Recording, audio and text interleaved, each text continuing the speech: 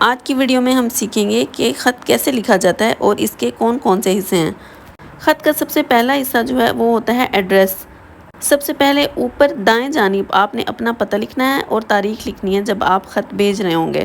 Address اور تاریخ لکھنے کے بعد اب آپ نے القاب لکھنا ہے۔ جس کو آپ خط لکھ رہے ہیں اس کا نام یا اس سے آپ کا کیا رشتہ ہے، جیسے پیارے ابو جان، محترم استاد یا پیاری دوست، آپ نے یہ لکھنا ہے۔ پھر جب آپ خط شروع کریں گے تو شروع میں آپ نے دعائے کلمات کہنے ہیں، جیسے کہ السلام علیکم یا السلام علیکم رحمۃ اللہ۔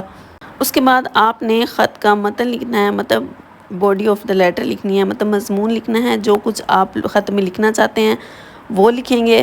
اس کے بعد اینڈ میں آپ نے دعا دینی ہے یا شکریہ بولنا ہے، جیسے اللہ آپ کو صحت دے یا مامی کو سلام دیجیے گا، اور اینڈ میں والسلام۔ پھر آپ نے کاتب کا نام لکھنا ہے، جس نے خط لکھا ہے، آپ کی دوست یا آپ کی بیٹی، تو اپنا نام لکھ دیں گے۔ اس ٹیمپلیٹ کے ذریعے آپ کسی کو بھی خط لکھ سکتے ہیں۔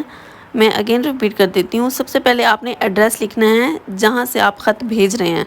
سب سے پہلے آپ نے وہ ایڈریس لکھا، پھر آپ نے لکھی دوسرے نمبر پہ تاریخ، کہ کس تاریخ کو یہ خط بھیجا جا رہا ہے، وہ آپ نے اردو میں لکھنا ہے، مہینہ لکھنا ہے اور ساتھ میں سال لکھنا ہے۔ پھر آپ جس کو بھیج رہے ہوں گے آپ نے اس کو کس القاب سے، آپ کس طرح سے اس کو پکارتے ہیں، آپ نے وہ لکھنا ہے۔ پھر آپ نے دعائیہ کلمات السلام علیکم کہنا ہے۔ پھر آپ نے شروع میں بتانا ہے کہ میں خیریت سے ہوں، یا پھر امید ہے کہ آپ خیریت سے ہوں گے۔ اب آپ نے خط کے مضمون میں لکھنا ہے جس بارے میں آپ خط لکھ رہے ہوں گے۔ مثال کے طور پر آپ کی دوست آپ کی برتھ ڈے پہ نہیں آئی لیکن اس نے آپ کو تحفہ بھیجا ہے، اب آپ نے اس کا شکریہ ادا کرنا ہے، تو آپ کیسے لکھیں گی؟ آپ نے لکھنا ہے میں خیریت سے ہوں، آپ میری سالگرہ میں شامل نہیں ہو سکیں، آپ کی کوئی مجبوری ہوگی، لیکن آپ کا تحفہ مجھے پسند آیا جو آپ نے مجھے بھیجا ہے، یہ بہت ہی پیاری گھڑی تھی، اس گھڑی سے میں مزید وقت کی پابند بن جاؤں گی، ٹھیک ہے۔ اب وہ آپ کی کزن ہے تو اینڈ میں آپ نے لکھا ہے کہ مامی کو سلام دیجیے گا، یا آخر میں آپ یہ لکھ سکتے ہیں اللہ آپ کو اور آپ کے خاندان کو صحت و تندرستی دے۔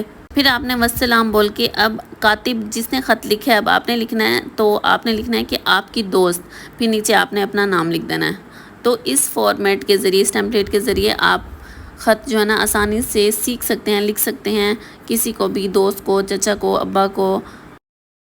زیادہ تر ٹیچرز خط لکھنے کے طریقوں کو بتانے کی بجائے یہ کہہ دیتی ہیں کہ یہ خط یاد کر کے آنا ہے اور یہ خط یاد کر کے آنا ہے۔ جب آپ ان اسٹوڈنٹس کو پورا ٹیمپلیٹ بتا دیں گی ایک دفعہ تو وہ خود اس قابل ہوں گے کہ خط کو خود سے لکھ سکیں۔ اب جیسے ہی خط لکھنے کا ٹائٹل چینج ہوتا ہے، اب بچے کو سمجھ نہیں آتا کہ ہم خط کو کس طرح سے لکھیں۔ آپ نے بچوں کو یہ بتانا ہے کہ جو خط ٹائٹل میں دیا گیا ہوگا وہی چیز آپ نے مضمون میں لکھنی ہے اور اپنے انداز سے، اپنے طریقے سے بیان کر کے بتانی ہے۔ باقی اوپر اور نیچے سے ایز اٹ از ایڈریس، تاریخ، القاب، کاتب سیم ہی ہوں گے۔ اگر آپ کو میری ویڈیو پسند آ رہی ہے تو لائک کر دیں اور سبسکرائب کر دیں۔ Thank you so much.